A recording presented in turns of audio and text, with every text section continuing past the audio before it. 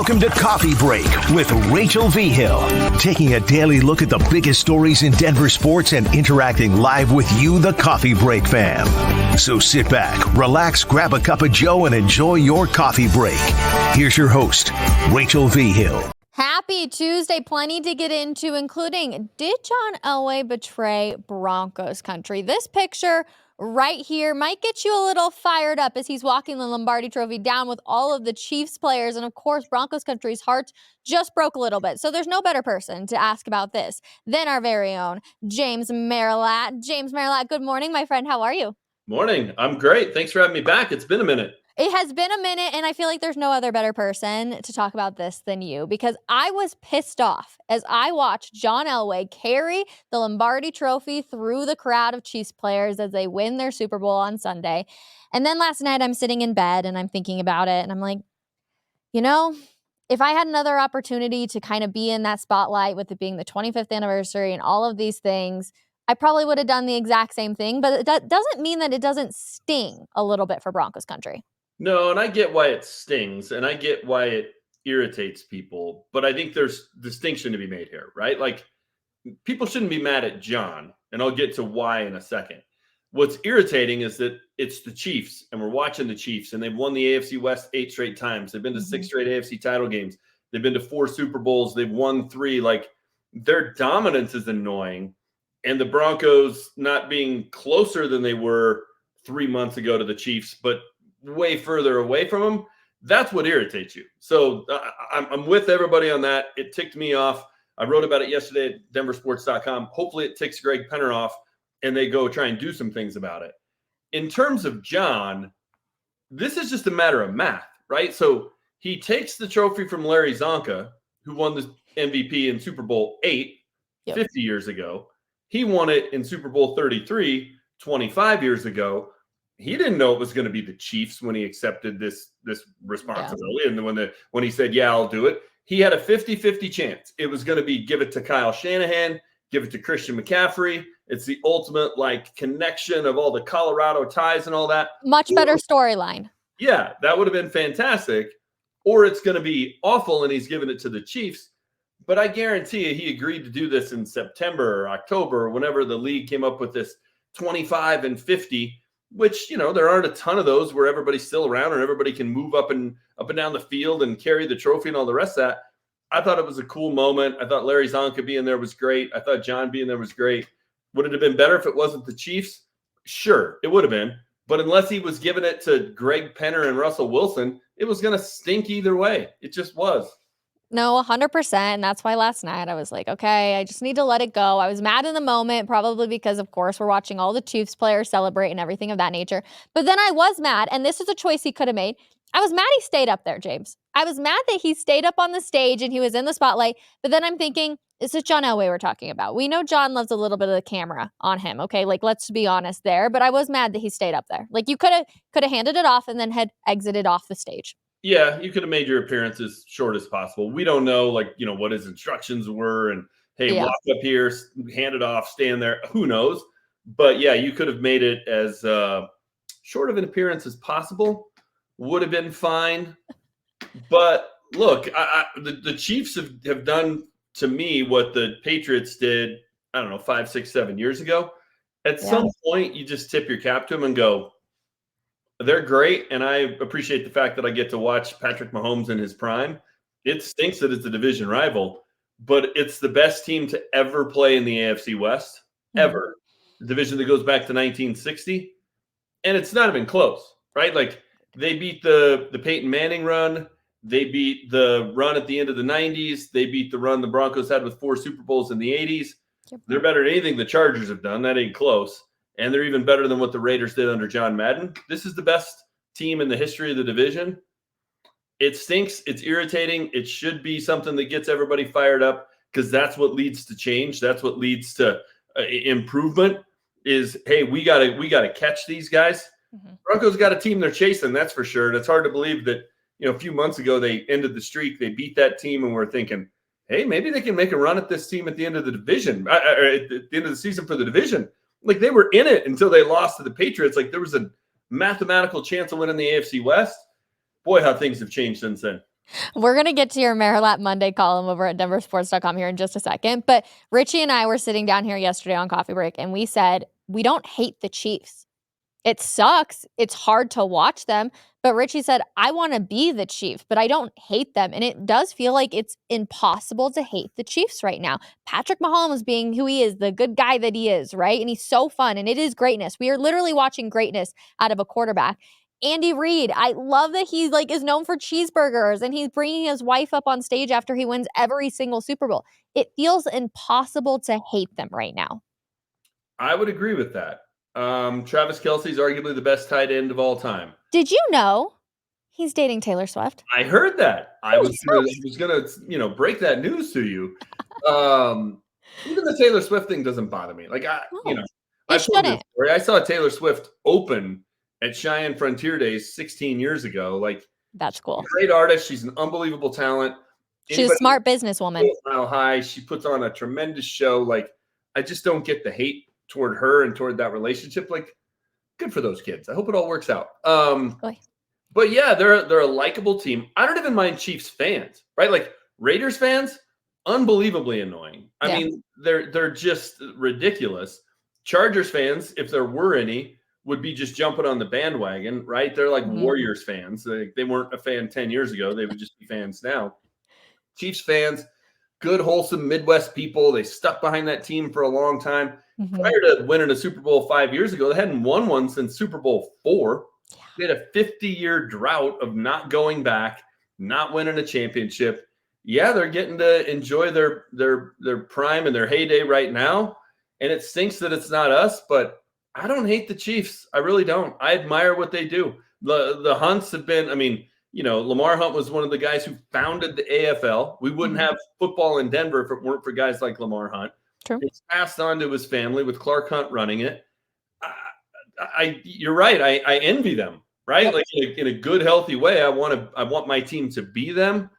That's not a hatred. It's more of a, I'm green with envy. I'm Kermit the Frog.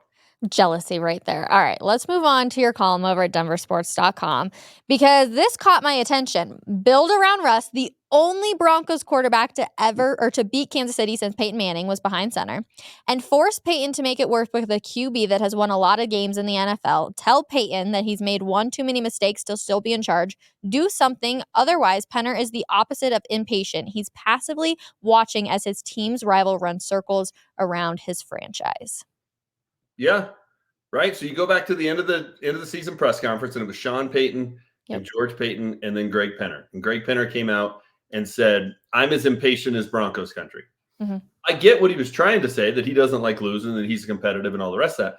But that's just not the case, right? We've watched 7 straight losing seasons, 8 straight years without the playoffs, going to the playoffs, and during that time, a division rival has become a dynasty. You're not as impatient as us, and you're not as impatient as us when you let George Payton continue to have a job. Impatient would be firing people, right? Impatient would be sitting down Sean Payton, who you traded a first-round pick and a second-round pick for and paid $90 million.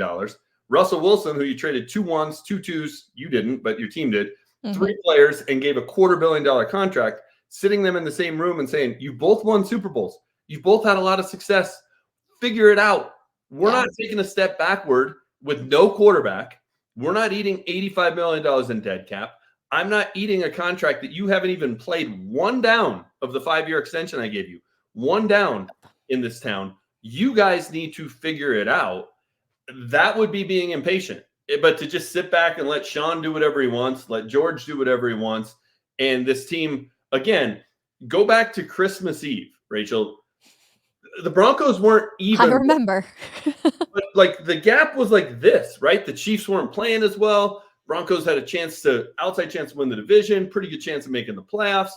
Since then, it's a chasm. The Chiefs are the back-to-back Super Bowl champs, and the Broncos have the second worst odds to win the Super Bowl next year. Why? Because they don't have a quarterback. So listen, and everybody knows I'm the biggest Russell Wilson fan in town. Philip Lindsay is quickly gaining on me. Welcome to the team, Phil. But I've said all along, if you've got a plan for moving on, I'm fine with moving on. I don't think Russell Wilson's Patrick Mahomes. I also don't think he's as terrible as most members of the media and most fans in this town say. I think there's a lot to build around. I would prefer to say, hey, they were 8-9, right? They were on the brink of a playoff berth. They have C minus skill position players around Russell Wilson. At best, I'm being kind. I think and said, go get a receiver, draft Brock Bowers at 12, get a running back that can get more than 3.4 yards a carry, and see what you got. That is a more prudent plan than taking on the most dead cap in the history of the league by more than double and having no quarterback. None. Like it's lunacy. I just don't understand why people are signing up for lunacy. And if you preach that that's lunacy, all of a sudden now you're the biggest Russell Wilson fan in town. They're totally different things. Like Russ is their best option by a mile, and Greg Penner needs to make sure that happens. He does. Otherwise, this franchise is going down a bad path. They're Thelma and Louise in this thing if they go down this path. Listen, I was very critical of Russell Wilson. You know this. So I'm not like 100% on the bandwagon, right? If he had been playing like his Seattle days, we'd all be thrilled. I would be thrilled. Everybody would.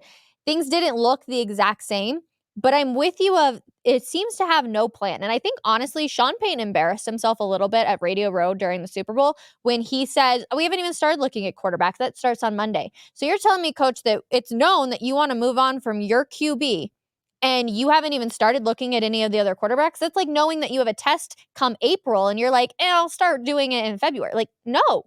You're behind then because we clearly need to be looking at other quarterbacks and figuring out what the heck's going to happen if you have to trade up or whatever. But because there is no plan, that's why I'm falling off of it too, of like, well, you have a quarterback that you have to pay all this money to anyway, so you might as well stick with him if there's no other game plan out there at the moment. Correct. I'm fine with plan B, but you got to have a plan B, right? Like if you want to convince me Michael Penix Jr. is the guy, which now he's looking like he may go in the second round. Okay. Or if Jaden Daniels was going to slip or whatever, like I'm fine with that. I'm not married to the Russ idea, but I'm not just parting ways to part ways with no plan. I'm not voluntarily putting myself in quarterback purgatory where this team was for years until Russell Wilson got here. And look, we can go back and forth. I actually think he played very much this year like Seattle Russ. I do. 26 touchdowns, 8 picks. The fumbles were a joke. You can look at the numbers, but when you were watching the game, you were like, all right, here we go. Going into the half, they're going to march down and score a touchdown? Absolutely not. We all thought they were going to score at the end of the Houston game. We did. We were shocked that they didn't. Great. I'm so glad that Russ can come back and save the day in the fourth quarter when he wasn't able to produce anything for 3 quarters. No, we want a QB that's going to produce. That's Seattle Russ. Find me the games where he was great for 4 quarters in Seattle. He's John Elway. How about the Super Bowl against the Denver Broncos? He was great for 4 quarters. What's that? The Super Bowl against the Denver Broncos. He was great for 4 quarters. That game, if he was great in the first quarter, that game would have been 28-0 early. Fair. But look, he makes plays, right? The touchdown he threw to Cortland in Buffalo on 4th down, that's vintage Russ. The touchdown he threw to Cortland in Houston where, you got a window about the size of a trash can to throw it in 50 yards downfield. Okay, wait. So then if you're saying that this is vintage Russ, do they really just need to go find a Marshawn Lynch instead? Because that's what you're not getting any better than what we saw out of Russell Wilson. You just need a beast running back that can carry the game. Correct. They have the worst. But to pay Russ that much money and not be the number one guy, that stings too. They have the worst skill position players in the league. They don't have a number one wide receiver. Cortland Sutton had 10 touchdowns, but what team is he a number one wideout on? None. What team does Jerry Jeudy start for? That's why you miss Tim Patrick so much. What team does Adam Troutman start for? And Chris Manhertz and Javonte Williams. I mean, they're just mediocre at best. He doesn't have DK Metcalf, Tyler Lockett, Marshawn Lynch, the guys he had in Seattle. Yeah. And look, very few people can lift mediocre guys, right? Patrick Mahomes this year, the Chiefs struggled offensively a ton, and he still has the best tight end to ever play the game on his roster. But they didn't replace Tyreek Hill because you can't. Yep. They have pretty pedestrian wide receivers, and they sputtered because a quarterback can't do it all by himself. And I think Russ, considering what he had to cook with, made a pretty darn good meal. He did. Was it Michelin 5-star? No, but you gave him Spam, overly ripe papaya, and wilted spinach. Like, what's he supposed to do with that? So are we saying that Russell Wilson is like a Red Lobster compared to like a sushi den here in Denver? Or what's the comparison here? I think he's he's a good piece of lobster. It just depends on which store the delivery guy takes it to. If you take it to Sushi Den, he's high end. If you take it to Red Lobster, they deep fry him and put him on a semi-dirty plate. Wait, but Red Lobster does have really good bread. You have to give them credit there. They do. I'm just so teasing. Good. I'm just teasing. But I just think the other part of it is if you're being honest about Russell Wilson and you look at it and say, all right, if he goes to Pittsburgh, do you think Pittsburgh's a playoff team? I think we all think so. If he goes to Atlanta with the running back that they have and Kyle Pitts and the wideouts that they have, he's going to have success. So I heard Cecil sitting in on Denver Sports Tonight when Jim Harbaugh got hired by the Chargers. And he said, if the Broncos hired Jim Harbaugh last year, they would have won 11 games, gone to the playoffs. Russell Wilson would have been comeback player of the year. They would have won a playoff game, and Russ would have been in the MVP conversation. I'm like, well, then it ain't the player, it's the coach. Like, what are we talking about here? You're going to do better than that guy? Like, it's with Mac Jones and Sam Darnold. I mean, the lunacy in this town, Rachel, it's driving me crazy. I feel like you need a hat that doesn't say, like, save Russ. It says, like, get rid of Williams. Because essentially what you just told me is, again, Russ is as good as he's ever going to be, but they need the back that can be what Marshawn Lynch was. Yeah. Which, that stresses me out, James, because of how much money they're paying him.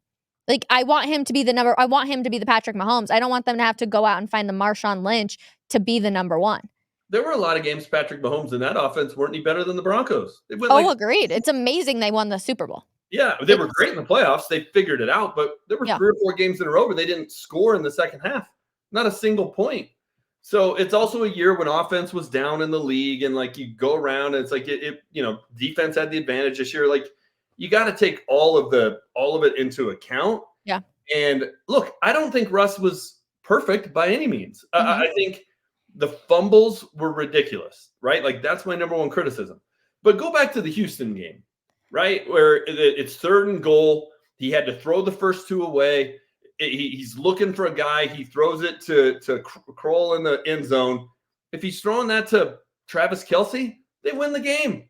Like, so it's not the quarterback. It's the guy that was on the other end of it. And it's no knock on Kroll. It's just like, he's no Travis Kelce. An NFL catch at that point. Like, that's who he's out there playing with. Expectations have to be somewhat realistic, even though he's making that kind of money, even though he's a star, even though he's supposed to be someone who lifts all boats. He's not a top 2 or 3 quarterback in the league. He's not Josh Allen, Patrick Mahomes, Joe Burrow. He's not Lamar Jackson. I think he's in the next group. I really do.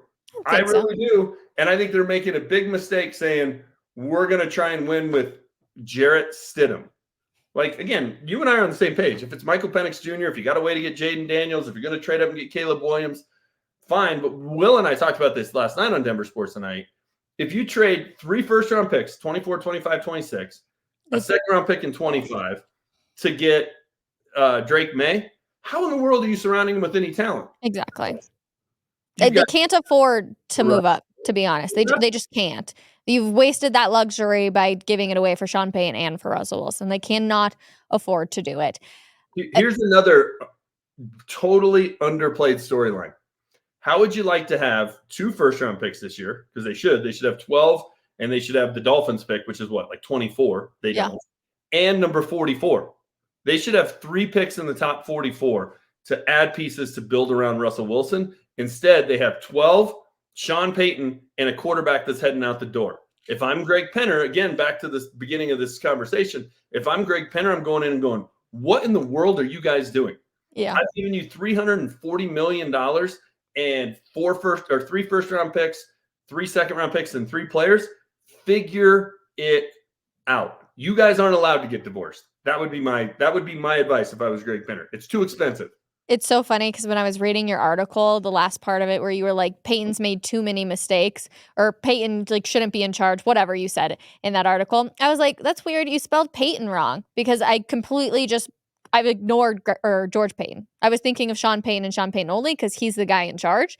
And so I was like, oh. And then I was like, you're right. They still have a GM, but he's kind of incompetent at times. So yeah, I mean, geez, the number of mistakes that guy's made, the Russ trade, the Russ contract, hiring Nathaniel Hackett, Randy Gregory, the list goes on and on and on. So again, don't tell me you're impatient when you continue to employ somebody who makes that many mistakes. Fair enough. James Merilatt, always a pleasure, my friend. Thank you so much. Thanks, Rachel. Always fun. All right, James Merilatt, always a blast having him on. I appreciate all of his takes. And even though he may be a Russ lover and absolutely going after it, and I think that he wants just a big beast of a QB or a running back, there's plenty of conversation to be had about what the Broncos will do. Make sure you stay out or check out denversports.com. Hang out here on Coffee Break, Denver Sports Daily, Orange and Blue Today. So many good shows. And if you're watching on YouTube, make sure you subscribe and like the channel too. That way you get notified anytime any of us go live. So thank you so much for hanging out with us. We'll see you tomorrow, 12 p.m. for another episode of Coffee Break. Have a wonderful Tuesday, everybody. Bye.